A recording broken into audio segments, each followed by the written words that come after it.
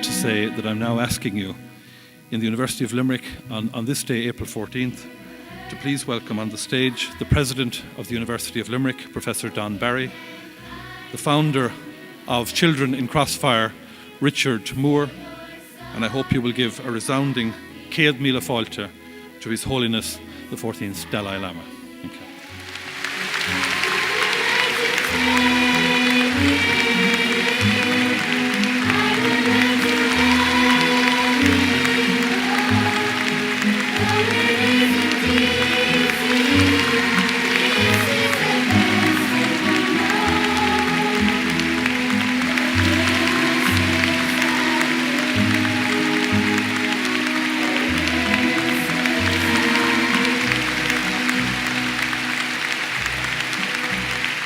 Distinguished guests, visitors, colleagues and students, I am absolutely delighted to welcome you all to the University of Limerick for this marvellous occasion. I know that many of you have travelled long distances to be here, from all over Ireland, from the UK and right across Europe. You are all most welcome. I would also like to give a warm welcome to those who are viewing online. This event is being streamed on the UL website to allow as many people as possible to join in the experience.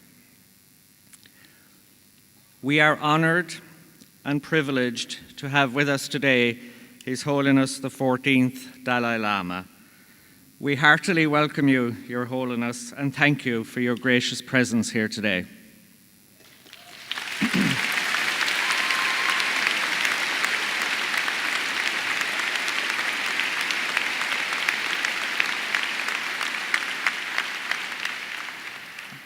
His Holiness is respected around the world as a truly inspirational spiritual teacher whose energy, compassion, and wisdom touch everyone he meets. He is renowned for his tireless efforts to promote the peaceful resolution of human conflict, and his message on the power of forgiveness will have a deep resonance for everyone throughout the island of Ireland. I think I should explain that the scarf I was wearing was placed around my neck by His Holiness as a symbol of the blessings he brings to us all today. This kata has symbols of protection, freedom, compassion, happiness, and love. And I know that all gathered here today are embraced in the good wishes that it embodies. It is fitting that His Holiness should come to you well. We are committed to making our university pioneering and connected, and it is part of our DNA to reach out in pioneering ways to connect with those who need assistance. We genuinely want to serve our communities and make a positive contribution to the lives of our citizens. In this spirit of partnership, I am delighted to see so many representatives of voluntary and community organisations here today, many of whom have collaborated with the university. Our staff right across the university are involved in many community outreach activities that provide educational opportunities for all sectors of society, and UL is particularly involved in the regeneration of our beautiful city of Limerick. Improving the lives of others is also something we have in common with Richard Moore. I think we can all take inspiration from Richard's truly remarkable life story and the charity Children in Crossfire, which he founded to help children in conflict situations. And for making this very special day happen, I want to express my appreciation and indeed your appreciation to Richard for bringing the Dalai Lama to Limerick. Thank you, Richard.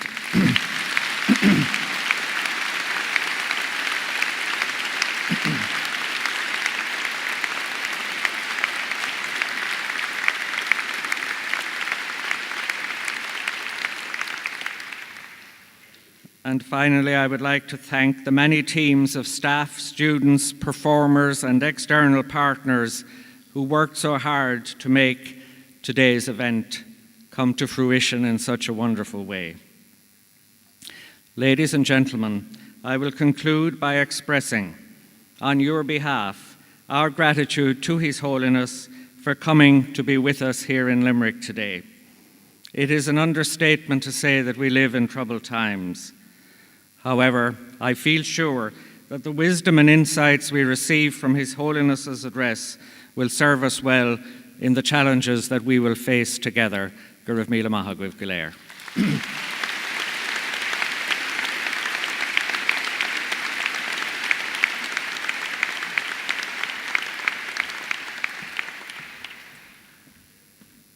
Thank you, President. And now we will hand over to Richard Moore, who will introduce His Holiness the Dalai Lama. Richard. Thank you.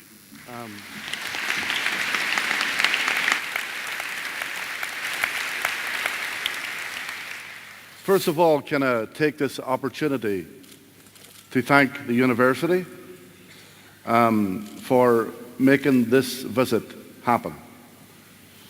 We've met since last June or July to discuss the visit, and the university has cooperated in every way to make this event as special as it can be for Limerick.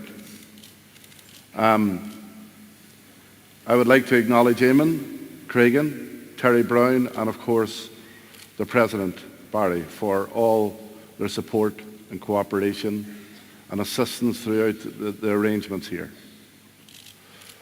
I would like to thank all of you for coming here today, because without you, we wouldn't have an event. And at the end of the day, for me, His Holiness has come here today to see you. I lost my eyesight in 1972, as you know, as a result of being shot and blinded by a rubber bullet. I'm glad to say that the soldier who blinded me is in the audience. And Charles, I just want to say you're very welcome.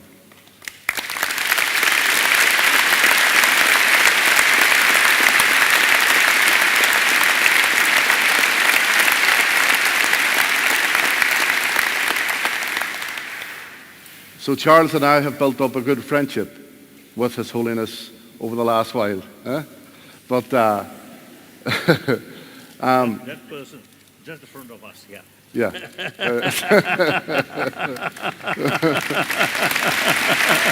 Wonderful.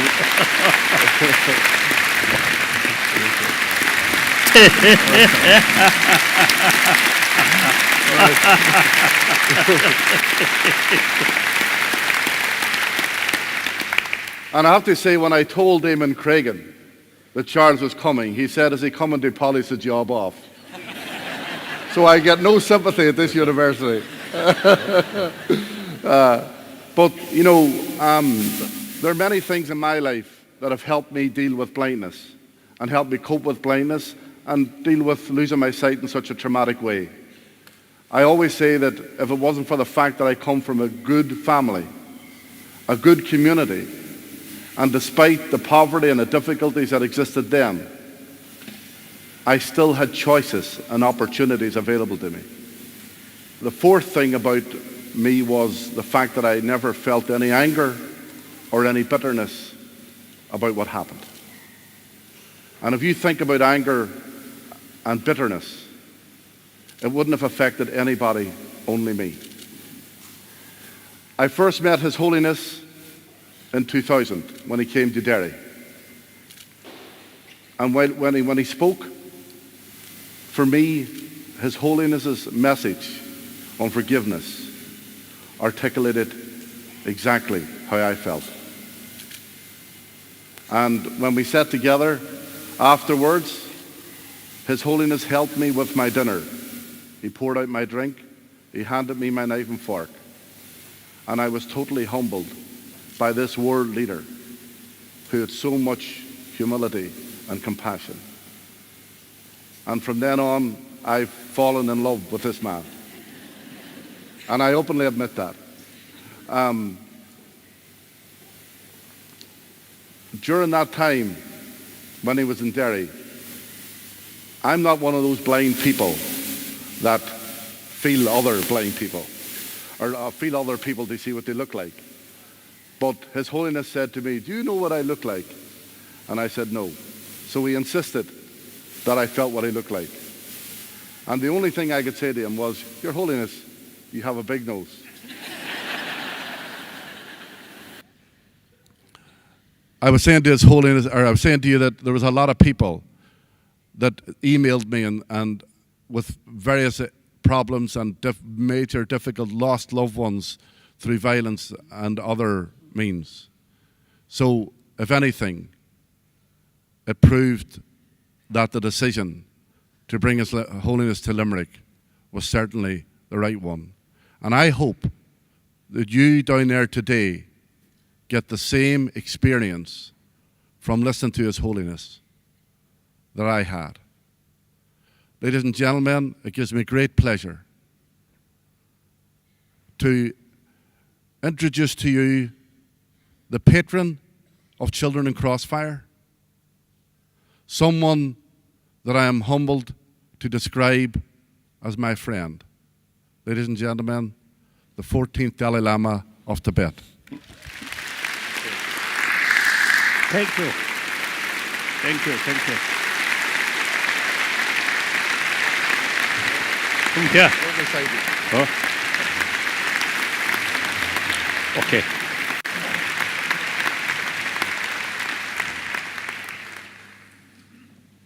I think as a sign of respect, I will stand. And also so I can see more faces.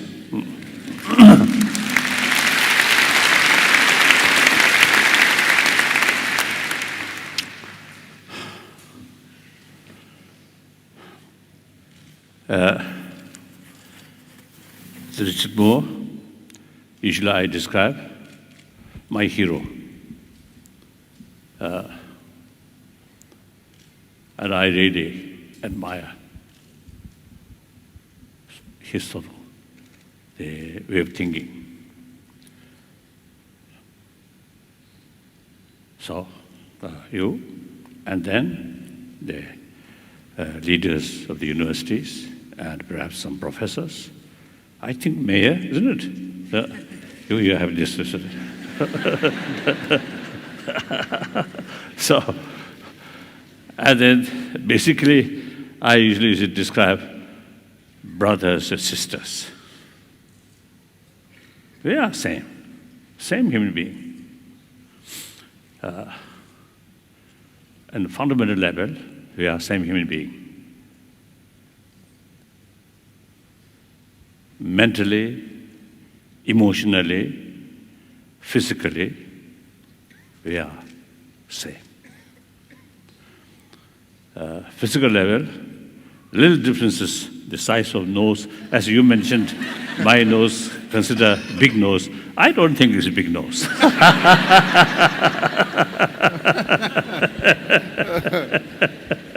will check. Yeah. Usually, when I met him, you see, because difficult to see, so I usually let him touch, my face. Yeah. That usually I sort of the way to introduce myself.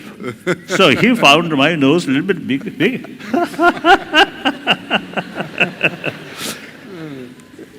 So that is very important. We must recognize each other as a human being. No differences. Then secondary level, yes, different faith, different color, different nationality. That's a secondary.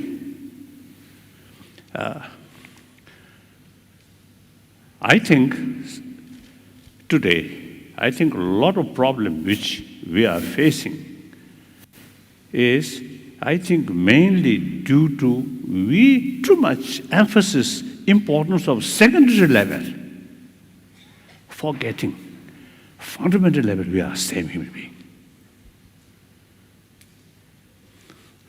And then also today's reality,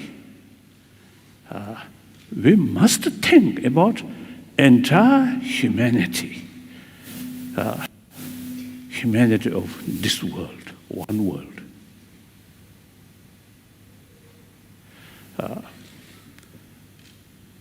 I think when we're facing some problems, if we carry the dealing these problems with a sense we are same human being, my interest related with their interest related to my interest. I always consider I am just one of the nearly now 7 billion human beings. I am part of the humanity. So for my own sort of happy future, entirely depend on rest of the humanity. No matter one single person, powerful or very rich, still part of the humanity. If the humanity happy, peaceful, more compassionate, and everybody get the benefit. And then now modern economy, global economy, no national boundary, no religious boundary, and also ecology problem, no national boundary, no religious boundary. So that's the reality. So time comes, think for entire humanity, and we must talk on the level of human being.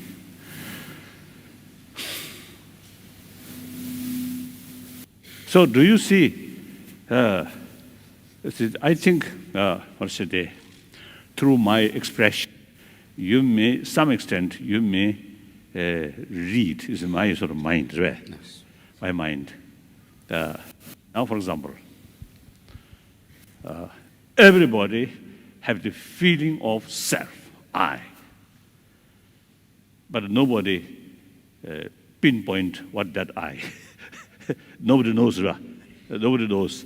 It's 1,000 years, different sort of tradition, different explanation about self, but still not very clear.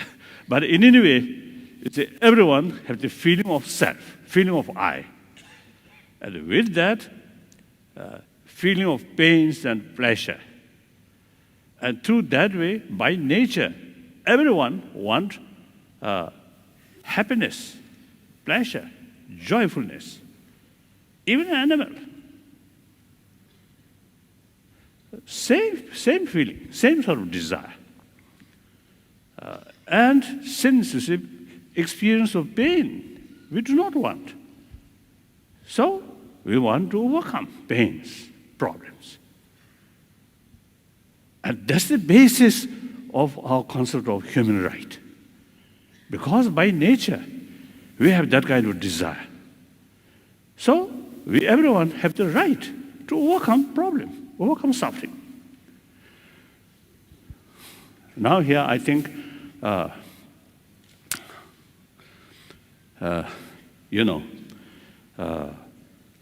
because the human level, I usually, share with people the ultimate source of peace of mind,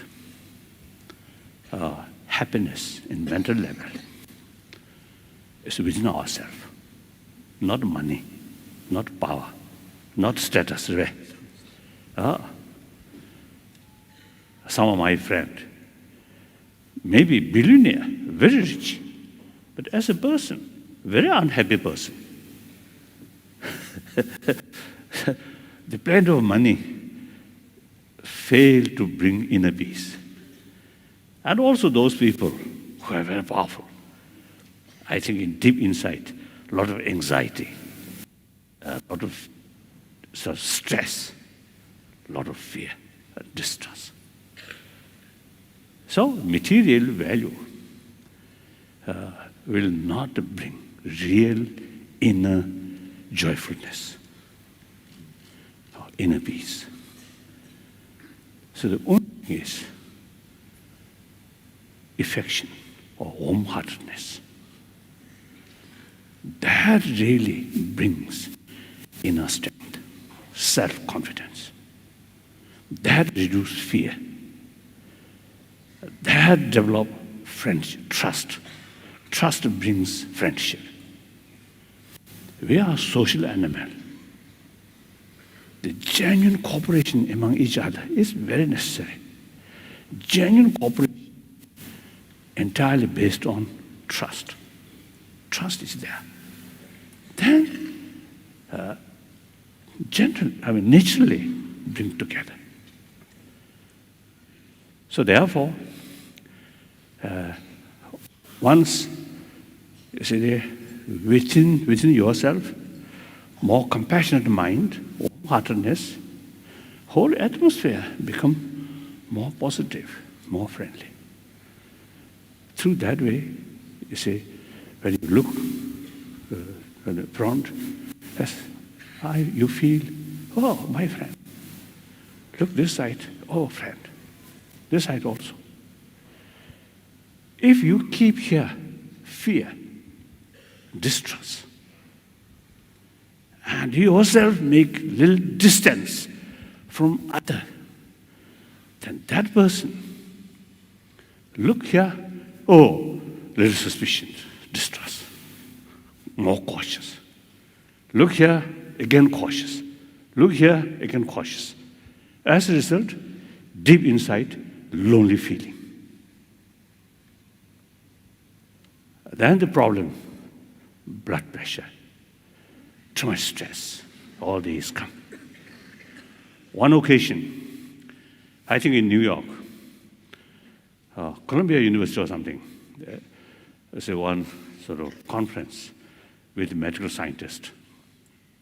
Yesterday, also I mentioned, at that conference, one medical scientist in his sort of was a presentation, right?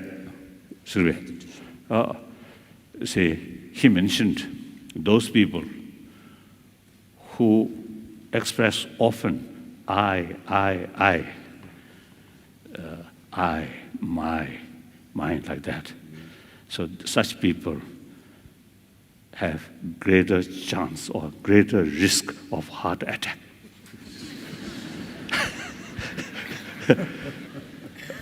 He didn't explain why, but I felt it is quite true, as I mentioned earlier. Deep inside, fear, distrust, and you yourself always remain a little distance from the rest of the human brothers, sisters. That brings loneliness. And then difficult to communicate with other human beings. After all, you are a social animal. You are part of the community. You have to deal with them. But the very very factor which your interest or your future depend, because of your own inner weakness, you yourself isolate from them. How can that person be a happy person? So more worry, more stress. Sometimes I describe the too much self-centered attitude, too much selfish, close our inner door. Through that way, difficult to communicate with other fellow human beings. Once develop more sort of sense of concern of well-being of other brothers, sisters, then inner door automatically open. And very easy to communicate with other people. Irrespective whether believer or non-believer, these quality or potential from birth we already have. I think firstly, here, perhaps a few thousand people here, everybody come from our mother. So sometimes in India, some sort of stories, some very great person or some saint, you see, born from lotus. So sometimes I jokingly telling people, so such people may have more compassionate attitude towards lotus rather than human being. But anyway, and fortunately, we born from our mother. So as soon as we born, biological factor. Both sides, mother side and child side, some kind of immense sort of feeling of closeness, trust. So from mother side, because of that strong emotion of loving kindness or affection, brought energy from mother in order to protect or in order to care, in order to take care of our child. That's a biological factor, not come from religion, religious faith. Look, animal, no religion, no constitution, no police force.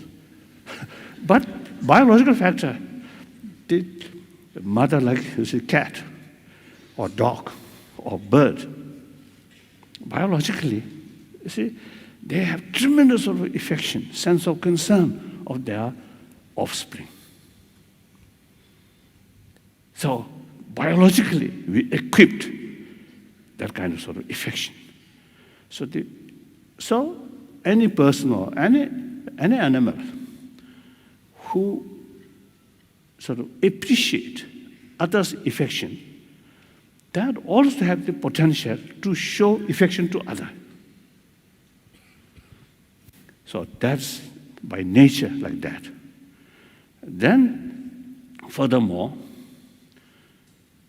some scientists, too much anger, too much fear, constantly sort of experience that actually eating our immune system.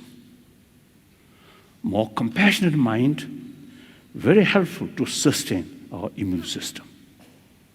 So that shows,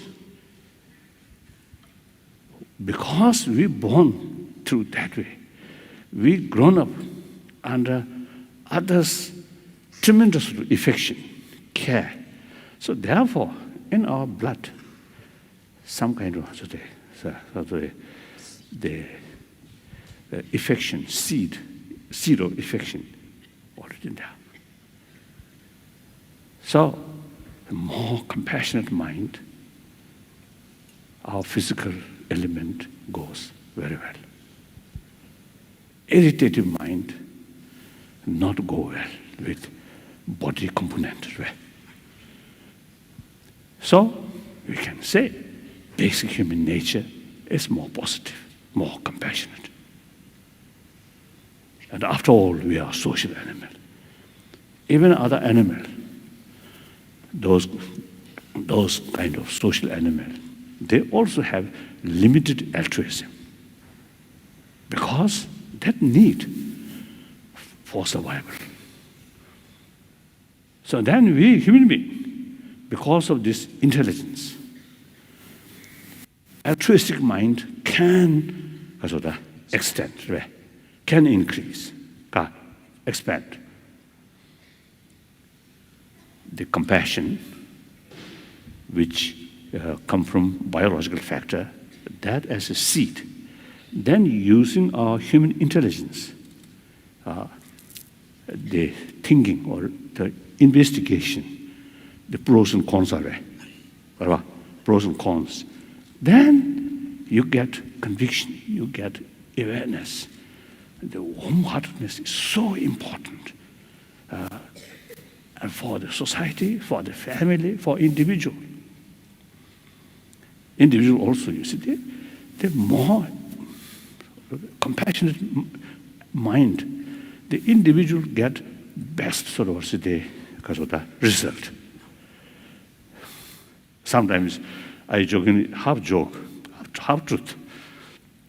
When I passing through some street,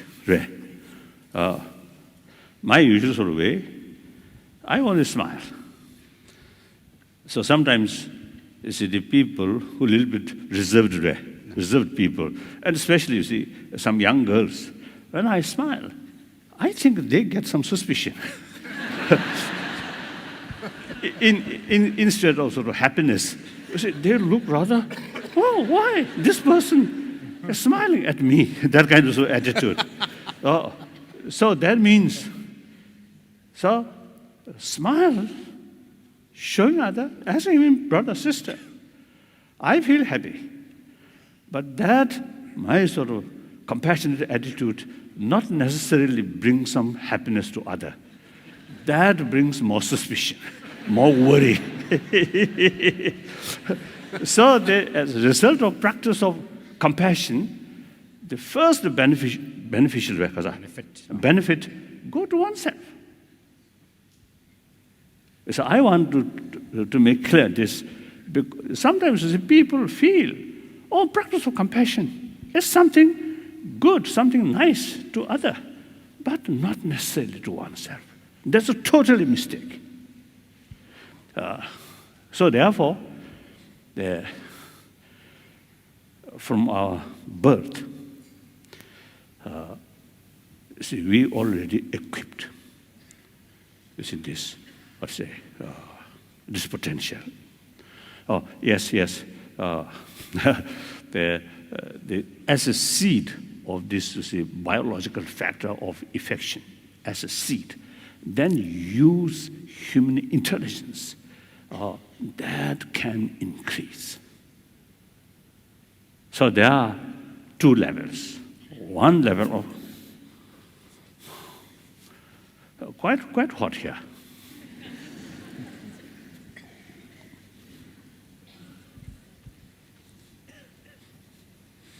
Too thick, isn't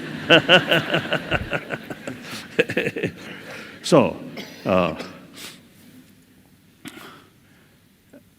So one, the level of affection or compassion, mainly biological factor. That's very limited and also oriented about others' attitude. That kind of sort of affection goes only your friend or those people who show you positive. Then another level of compassion through training, through using our because of the intellectual intelligent. As I mentioned earlier, the pros and cons. Then you get conviction. Extreme self-centered attitude is self-destruction. Think more other. That's really bring inner strength. So through these conviction, then deliberately extend our sense of concern, of well-being, not only towards your friend, but also the neutral people. Then finally, even your enemy or your troublemaker. Once your sort of genuine sense of concern, of well-being, reach your enemy, then that compassion is genuine, trained compassion. Unbiased, limitless, infinite. That we can do because of this marvelous intelligence. One example, one Tibetan monk. I know him very well. After 59, he spent about 18, 19 years in Chinese Gulag. So in early 80, he found opportunity to come to India and join his previous monastery. I know him very well. So I just used to talk about his sort of experience during those 18, 19 years. And he told me, during that period, few occasions he faced some danger. I thought danger on his life, maybe. I asked him, what kind of danger? He told me, danger of forgetting compassion or losing compassion towards the perpetrators. Perpetrators. Also those Chinese who got or something like that. So as a result, such person really, you see, practice infinite compassionate sort of value of compassion. Result, that person mentally very peaceful, very calm. And one occasion, after meeting with scientists, I think last now 30 years, almost annually, we have series of discussion with modern scientists, mainly come from America, and at least 3 universities, Wisconsin University and Emory University, and then Stanford University. Now already, last few years, they carry some program, some research work about the value of compassion, these things, and how much relation with our body and our brain. So, one occasion, we simply, I mentioned this in this sort of the experience, that monk. Then they want to test some of these people. And afterward, they found those people who passing through very sort of difficult sort of period, very difficult life, but their mental state unusually very sort of peaceful.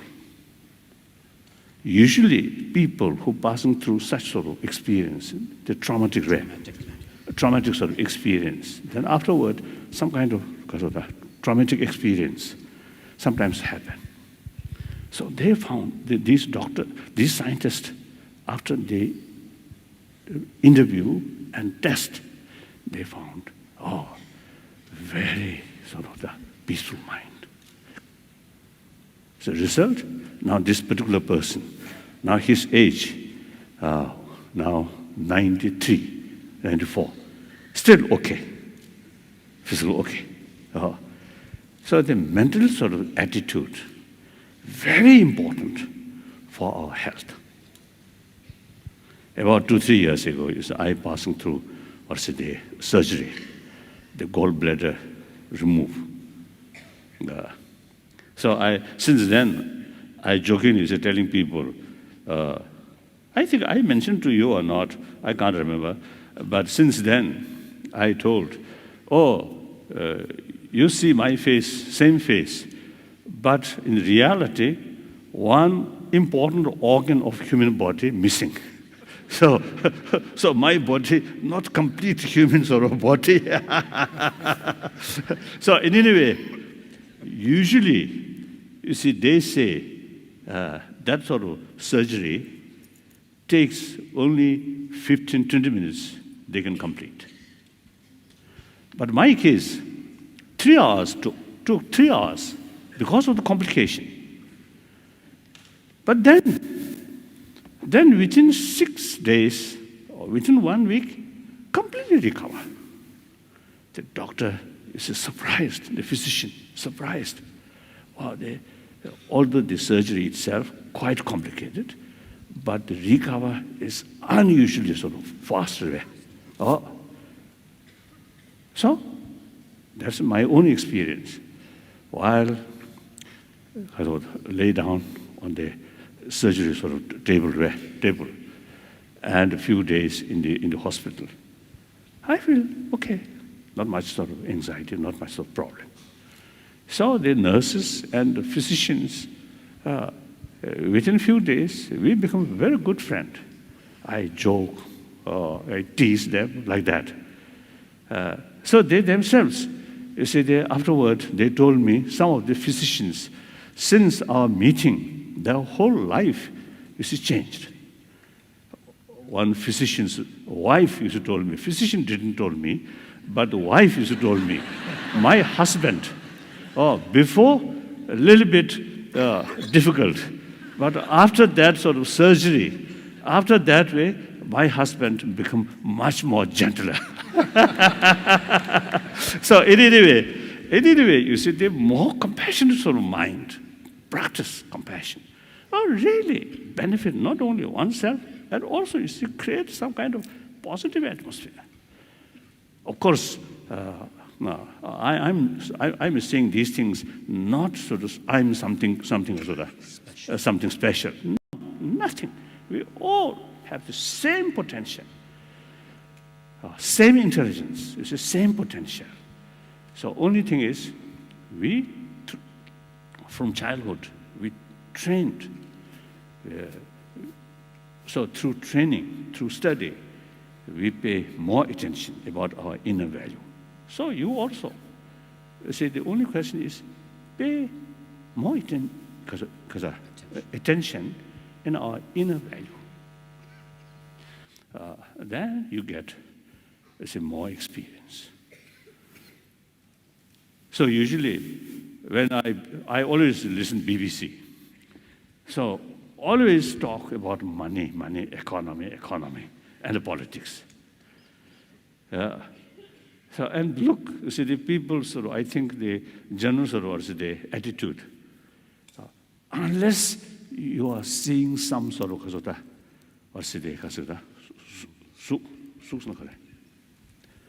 unless it's something you can see or listen some music, without these things, seems to see some people really feel boring. So whole day, look television and listen music.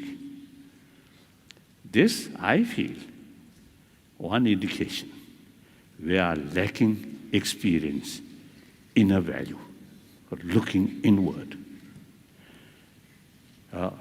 Simply, you see, thinking about our mind, about our inner value. And through that way, gain more self-confidence, inner sort of peace. Then these, without seeing, without hearing, simply think, you get immense sort of peace, immense benefit. Through that way, traditionally, people who remain solitude, hermit life, years, because they have the technique, they already know how to bring inner peace through looking inward. Actually, see, there are sort of two categories of happiness and pains. One heavily depend on sensorial consciousness, sensorial experience. Seeing some nice thing, hearing some nice thing, and that brings some inner satisfaction. That kind of satisfaction entirely depends on external means, external things. Now, another level of pains and satisfaction does not depend on sensorial experience. Now, for example, some memory about past sort of experience, feel sort of joyfulness or pain. That's mental level. So these two, mental level experience and physical, the sensorial level experience. The sensorial level, the mental level is more superior. I think, you see, we can examine. Physical pain, sometimes mental sort of peace or mental happiness can subdue physical pain, isn't it? The mental pain cannot subdue by physical comfort. Clear?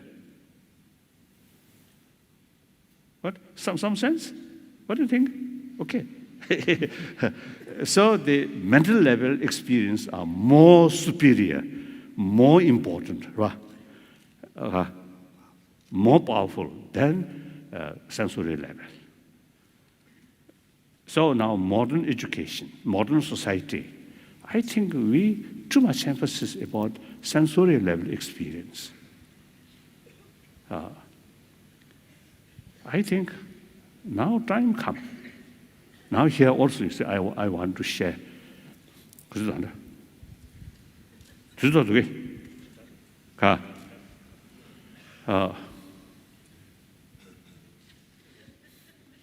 don't know. And anyway, I want to share with you. That is at least 3,000-4,000 years, we human beings, in order to get peace of mind or satisfaction or happiness, we totally depend on prayer. Then last over 2 centuries, science and technology develop. So those things which we want through technology brought immediately, right? So generally we pay more attention about science and technology rather than prayer. Last year, in one Indian state, the state government, constructed one Buddhist temple. So he invited me to opening ceremony. So I went there. So then the chief minister, the head of the state government, he in his speech he mentioned, due to Buddha's blessing, his state rapidly will prosperity. Then my turn, speech. I know him very well. So I express, if your state can rapidly prosperity due to Buddha's blessing, then your state much earlier should develop. Because Buddha's blessing lasts 2,500 years already there. But you see, Buddha's blessing entirely depends on able chief minister's hand. I told him. So action really makes change. Prayer will not change. So therefore, you see, the people's interest about science and technology, naturally, much developed.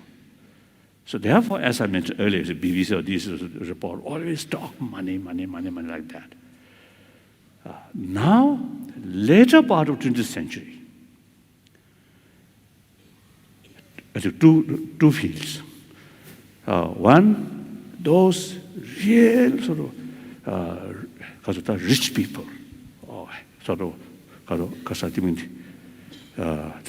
society, material, affluent material society. Now they begin to feel material value alone not sufficient, something lacking. A few examples, as I already mentioned.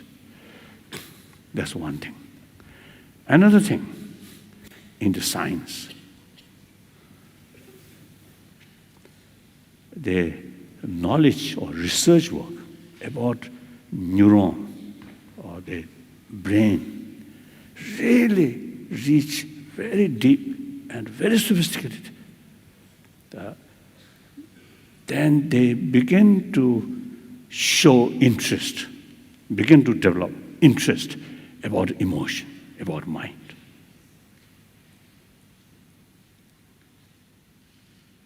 So, we human beings, not only this body, but there is emotion. So, material value provides comfort for physical level, not emotional level. So, therefore, now among the scientists, more and more respected, well-known scientists now really carry investigation about our emotion. how to tackle. So later part of 20th century, begin, I say, the genuine interest about our inner value. So then, the modern education system, naturally, 1,000-year-old in the European continent, separate education institutions started. At that time, the moral ethics, the church take the responsibility, and the family also some extent. But now time passes, the influence of the church or the family values also sometimes little decline. So they separate the education institution alone now should carry both responsibility about education, intellectuals, and about moral ethics or warm-heartedness. So you see, there are a lot of people now who really carry some serious research work, how to implement, how to sort of, how to bring in modern education curriculum some moral ethics, education of warm-heartedness. So now some research work now carrying like that. So these are, now you see, we people, through our own experience, now we are becoming more mature. So not only pay attention about material value, but also the internal value. So now here, on that respect, various different religious traditions have special role. So I'm very, very happy now here, seeing some, one Jews I noticed using that hat, and then this Uzbekistan, I think Muslim tradition, isn't it? Or your native tradition, okay. So perhaps some Muslim, this is you Jew, Rabbi. There's some, of course, Christian, some Catholic, Protestant. So, yes. So, all these major religious traditions, in spite different philosophical view. In philosophical field, basically two categories: theistic religion, non-theistic religion. Big differences.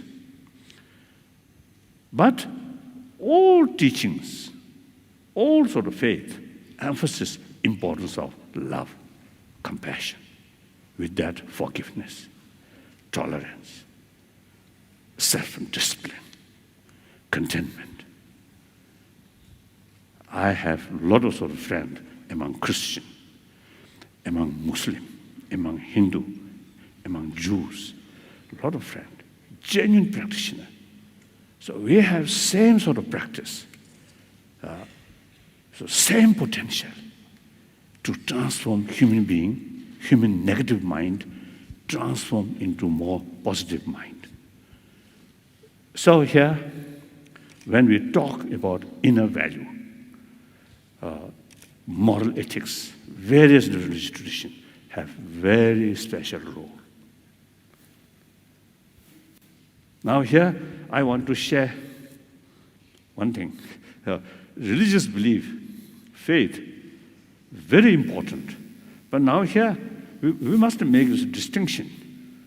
Faith, one truth, one religion, and several truth, several religions. In terms of individual, one truth, one religion is very relevant. But in the terms of the society, several truth, several religion is very relevant. So now, how to sort of overcome this contradiction? As I mentioned, in terms of individual practitioner, concept of one truth, one religion, very important. In the terms of society or community, Even now, modern society, even a family, there could be it's a different faith. So therefore, in the terms of the group of people, the several truth, several religion is very relevant. Another thing, one time in Argentina, we have, you see, one meeting, some scientist, some religious leader. The one scientist, one physicist, you see, he mentioned, he's a physicist, but he should not develop attachment towards his own scientific field. I think that's very great. I'm Buddhist, but I should not develop attachment towards Buddhism. Because once I develop attachment, that's one kind of emotion that, you see, if you too much attachment towards your own faith, then your mind becomes biased. Then you can't see the value of other tradition. You must be faithful towards your own tradition, but you should have open mind about other tradition. You should look at other tradition openly, objectively. Then you can see the value. So this, I think, nowadays, in the name of religion, sometimes in divisions, even sometimes conflict happen.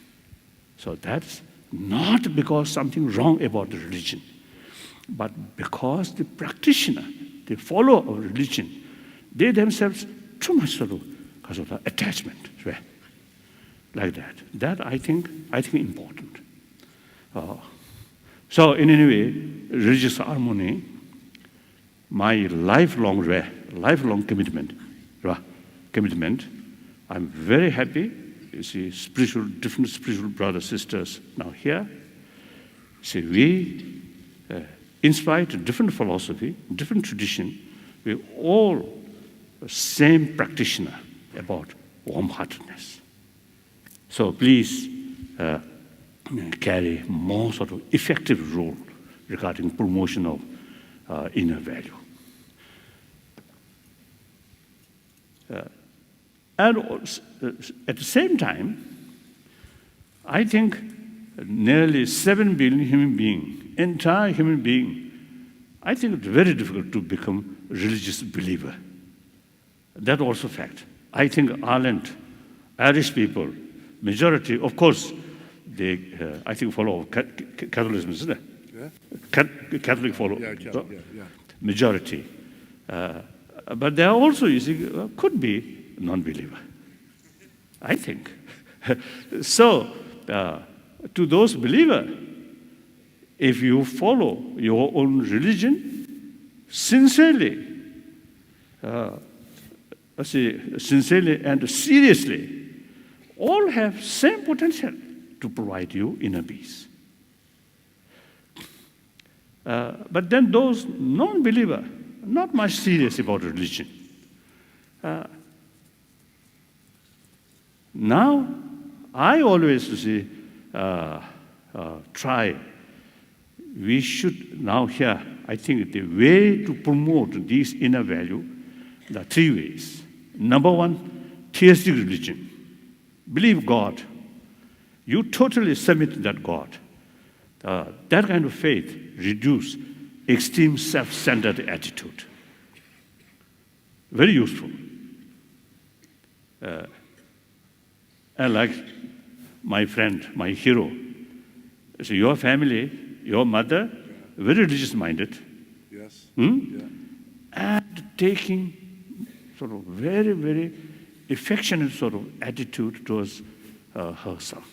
As a result, the son developed that same potential more alive. So when you face the tragedy, you can handle that tragedy more positive way. So look on his face, very peaceful. No sign of irritation, no sign of anger, no. Nice wife, 2 beautiful daughters, sometimes I jokingly, I tease him. You cannot see the beautiful faces of your wife and two daughters. But I can enjoy their beautiful face.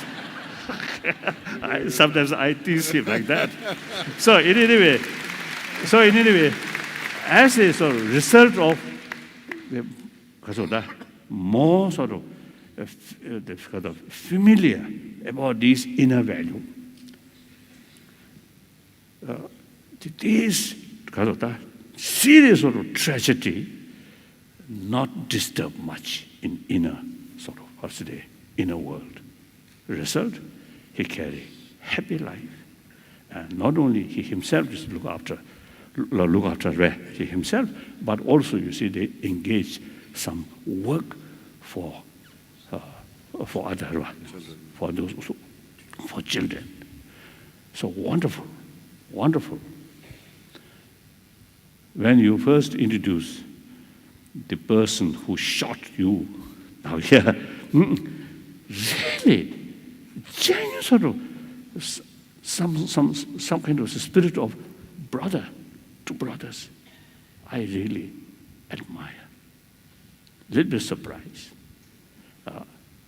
All this not due to money, not due to power, but due to inner value. So these are living examples. So that much I want to. So I usually used to call first theistic religious way to promote this inner value. The second, non-theistic. That's Buddhism, Jainism, and another ancient Indian sort of tradition believe law of causality. That also one way to promote this inner value. Then there should be third one. That's I usually call secular way to promote. Here I must make clear, when I use the word secularism, does not mean disrespect all religions, but rather respect all religion. According to Indian sort of concept, secularism means respect all religions. No preference, this religion or that religion, equal. And then also, according to Indian sort of concept of secularism, also respect non-believer. So believe same human being and talk about basic human values. So that also I think we should not ignore that. I think important. Otherwise, there are people who have no interest about religion, then they also no interest about practice of compassion. They felt these are religious matter. That's totally wrong. Whether you accept religion or not, it's up to individual business. But pay more attention about these inner values. This is your own interest. So sometimes I jokingly say telling people, we are biologically sort of what's today selfish person. Because of the selfish feeling, we survived. But that selfish should be wise selfish rather than foolish selfish. Taking care about others' well-being. That's the best way to achieve your own happiness, your own successful life. Out of selfish, only think you yourself, extreme self-centered attitude, you will face sugar problem, or blood pressure, or stress, and then eventually a heart attack. So finally, my two commitment, lifelong two commitment. One commitment is promotion of human values, that I already talked. And then second commitment is promotion of religious harmony. That also now here, I really appreciate you come here. Thank you very much. So So those points which I mentioned, if you feel some interest, then think more. And you yourself experiment and investigate. And then if you feel something, something worthwhile to think, then you carry these things in your daily life. If you feel these points which I mentioned is not much relevant to your life, then forget it. No problem. Thank you.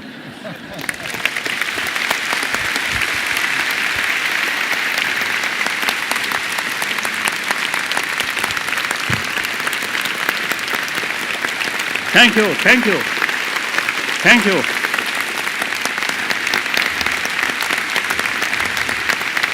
Thank you. We're privileged to have on stage the Irish Chamber Orchestra Youth Chorus. 30 children from Galvone National School, Maria King Presentation Primary School and St. Mary's Boys School. And they've been working with Kathleen Turner from the ICO to consider today's theme, and they've written a special song for His Holiness, which they will now perform.